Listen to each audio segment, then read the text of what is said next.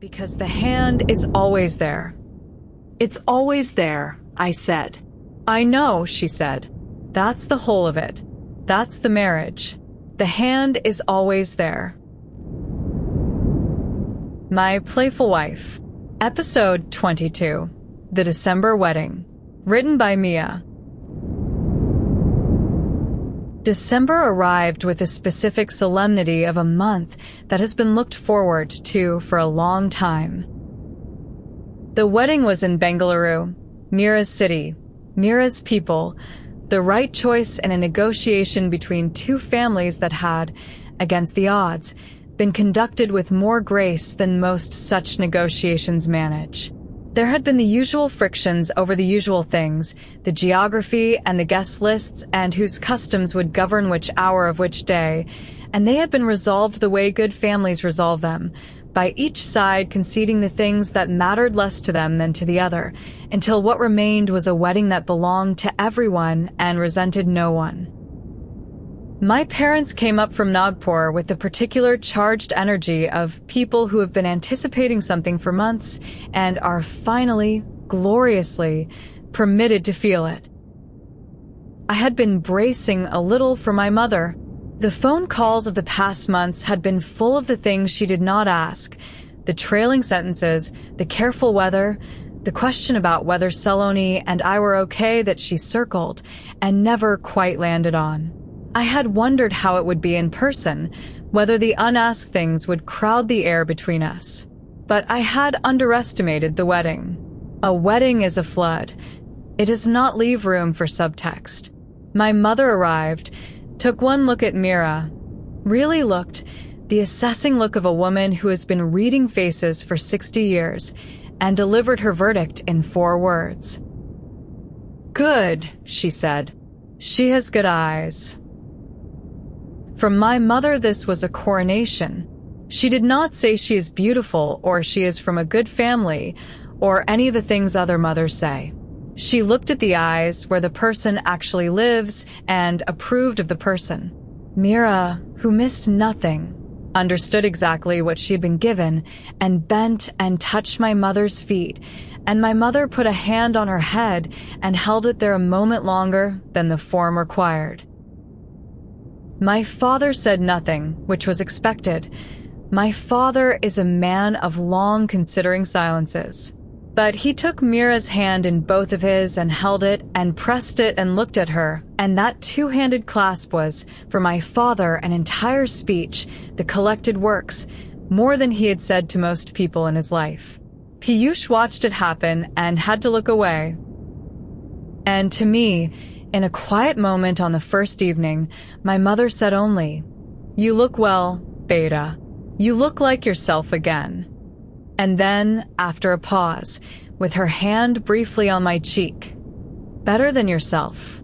And that was the closest she ever came to asking the question, and it turned out she didn't need to ask it because she could see the answer on me, the way she'd always been able to see weather coming. She had been worried about me for a year, from 1,500 kilometers away, without evidence, the way mothers worry. Now she had the evidence in front of her, and she put the worry down, and we never spoke of it, and we didn't need to. The wedding itself was 3 days, and I will not try to describe all of it, because weddings are like monsoons. They have to be lived through to be understood. The sheer density of color and sound and food and feeling defeating any attempt to reduce them to a line of narrative. I will give the parts that stayed. The Mendi, the first evening, the women in a loud, bright knot around the bride, Mira's palms filling with the dark, intricate script of it, and Saloni in the middle of them, folded completely into the circle of Mira's women as though she had always belonged there, laughing, getting her own hands done, the sister-in-law from Delhi who had become, over a Diwali and a winter of letters and phone calls, one of Mira's own. I watched from the men's side of the evening and felt the particular pleasure of seeing my wife happy in a place that had nothing to do with me. It is a specific and underrated joy that to watch the person you love be fully alive in a room you are not in the center of. The Sangeet, the second night, the dancing. Piyush danced. My brother, who dances the way a chair would dance, threw himself into it with the whole of his graceless heart, and Mira laughed at him and then danced with him, covering his lack of rhythm with her own the way she covered everything, and the families mixed on the floor, Nagpur and Mysore finding a common time signature, and at one point I was pulled in despite myself, and at another point Saloni was beside me and we danced. Badly, both of us, the way you dance at the wedding of someone you love. And she put her forehead against my shoulder in the middle of a song, and I felt her laughing, and I thought, we are at my brother's wedding and my wife is laughing into my shoulder. A year ago, I could not have written that sentence without my hand shaking. And there was a moment, late on the Sangeet night, when the music had gone soft and the crowd had thinned, and I found myself standing at the edge of the lawn with Mira, the bride, the two of us briefly outside the noise. She had a glass of something, and the dark mehndi on her hands, and the slightly stunned look of a woman at the center of her own wedding. You came, she said. The same two words Piyush always said. They must talk, I thought. It is the thing they both fix on, the coming. I told you I would, I said. You held him to Bengaluru. I held myself to this. She smiled the slow smile, and then she said because she was Mira and because the night and the wedding had loosened even her precision. Can I tell you something? That night in your kitchen, last October, when I said the thing about complicated people, I went back to the room after, and Piyush asked what we talked about, and I said nothing, the weather, and then I lay awake half the night thinking I'd overstepped, that I'd said too much to a man I'd known for 4 days. She turned her glass. I'm glad I did not say it. I've thought about it since. I think you needed someone from outside to tell you that you weren't the thing you were afraid you were. So, I'm telling you again, on a better night, you're not. Whatever you were afraid of being that year, you're the other thing.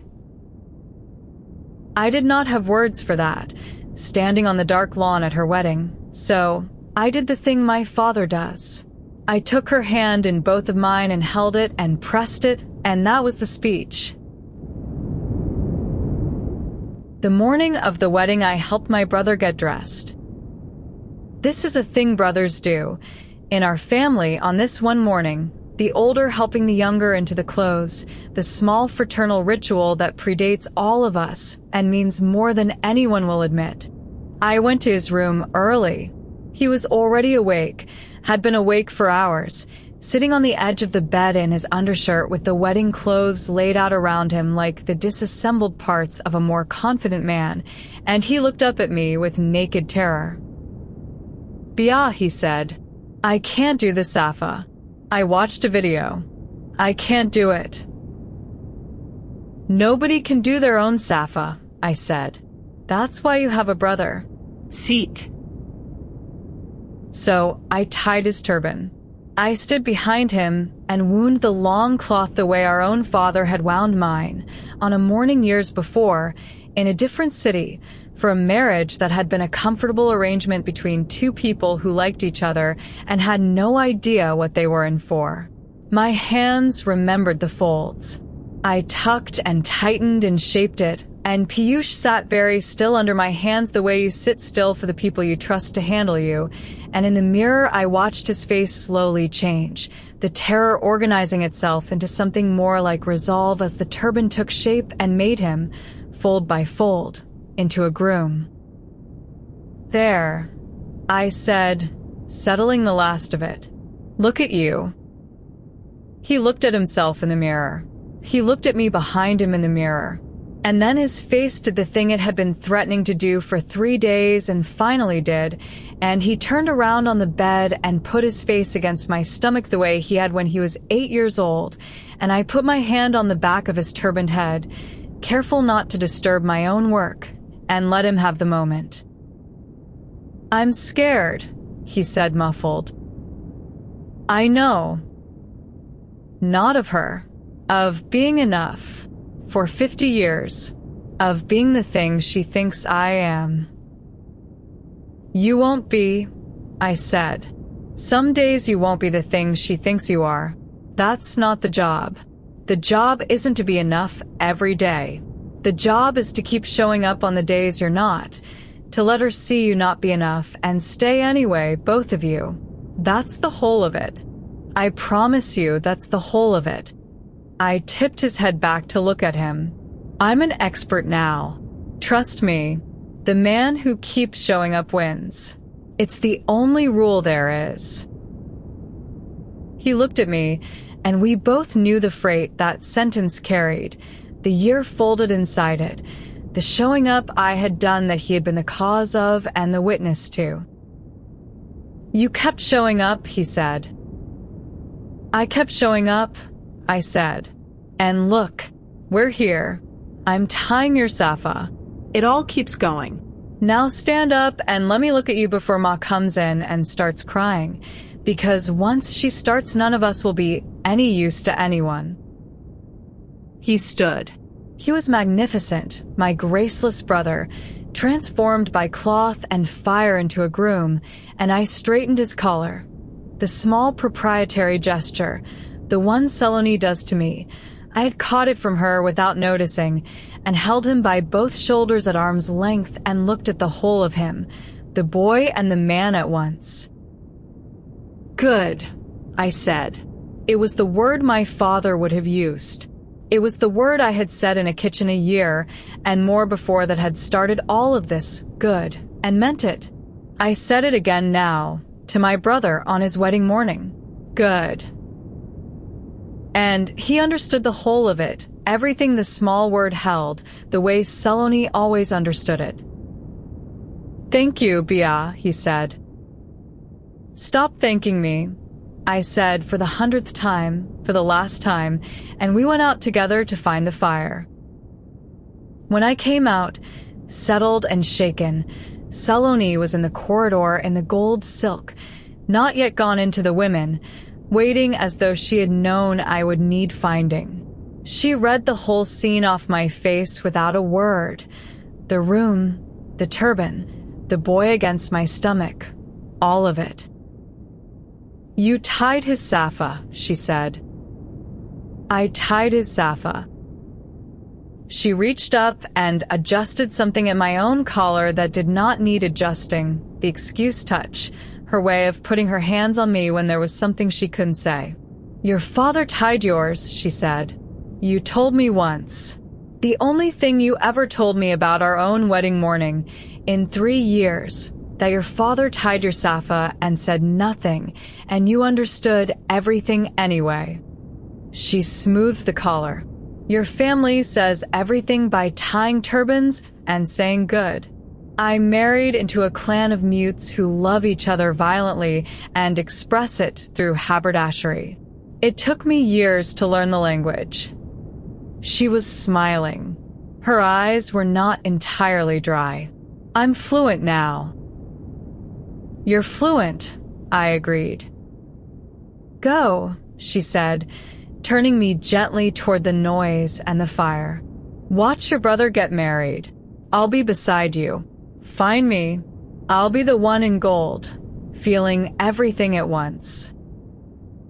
I walked out into the bright chaos of it with the feel of my brother's turban still in my hands and my wife's voice still in my ears, and I thought that I had, without ever quite deciding to, become the still point the people I loved organized themselves around on the hard mornings.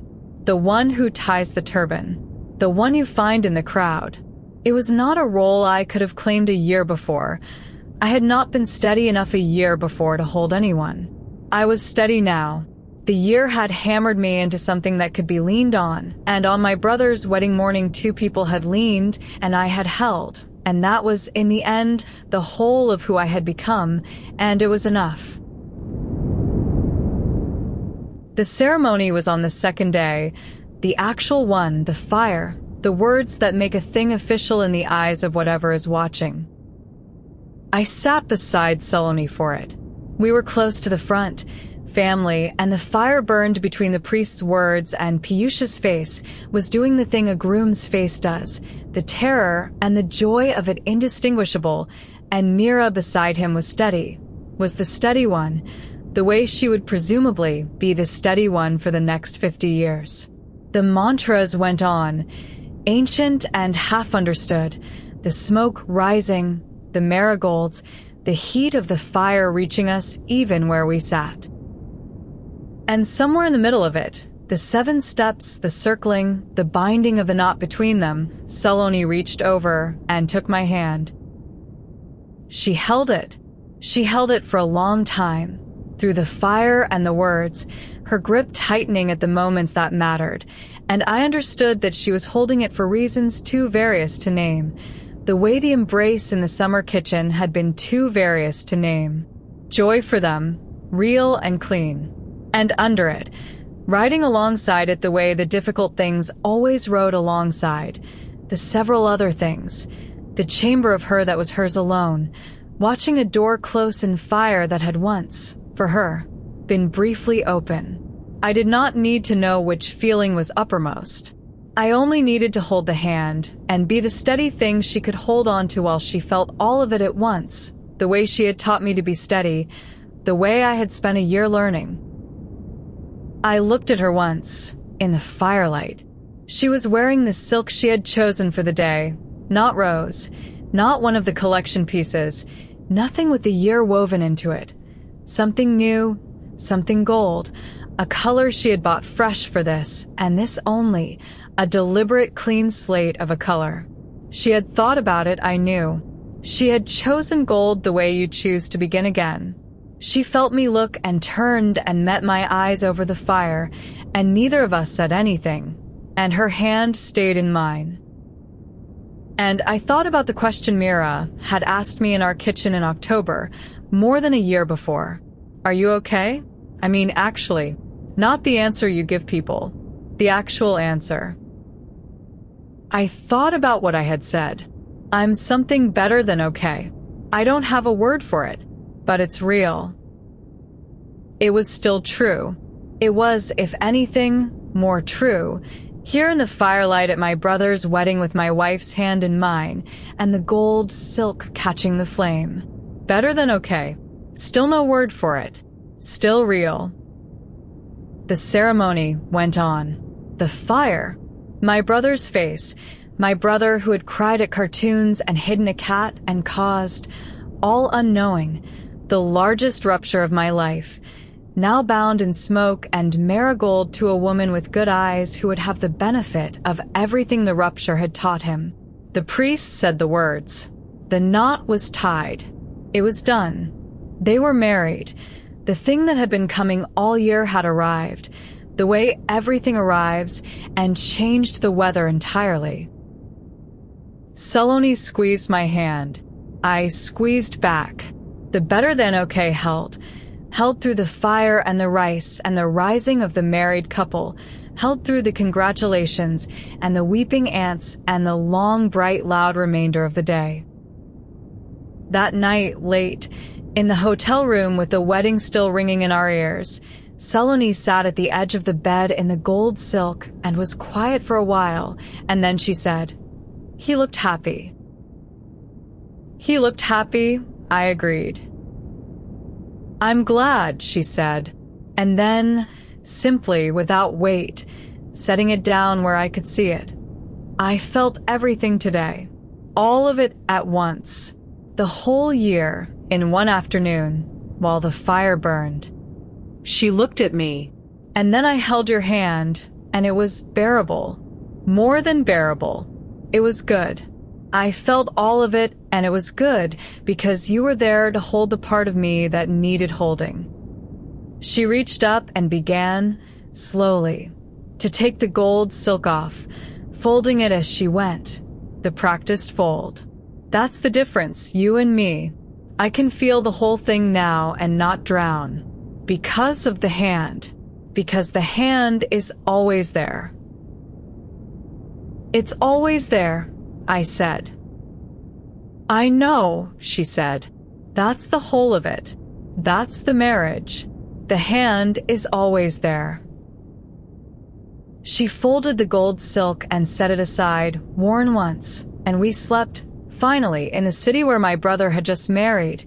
The wedding done, the year nearly closed, the hand, hers and mine and hers, always now there. To be continued in episode 23, after the wedding. Simbolo di copyright Mia. All rights reserved. That was episode 22 of My Playful Wife. If this story is staying with you, the next episode is already waiting. Subscribe so you don't miss it. The complete book is on Amazon, and early episodes plus bonus chapters are on my Patreon. Links are in the description. I've Mia. Thank you for listening.